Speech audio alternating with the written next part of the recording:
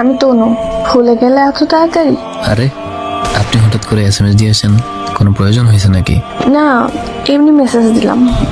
ও আচ্ছা, ভালো। তো হঠাৎ জামাই রেখে এক্স বয়ফ্রেন্ডের এসএমএস দেওয়ার কারণ? আসলে আমাদের বিয়েটা ভেঙে যায় বিয়ের 2 মাস পর। আমার হাজবেন্ডের আগে একটা ওয়াইফ ছিল, সে সেটা লুকাইছে আমার কাছে। ভালোই।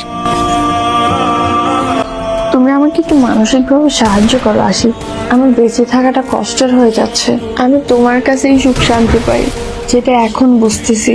তো আমি এখন কি করবো আপনাকে? আমার সাথে কি আগের মতো কথা বলা যায় না? আপনার মতো লোভী মেয়ের সাথে আবার কথা বলার ইচ্ছা? দেখ, এটা তো আপনার শুধুমাত্র কল্পনা বই, কিছুই না। এমন বলবো না, আমার খুব কষ্ট হয়। কষ্ট হইলেই কি, না হইলেই বা আমার কি?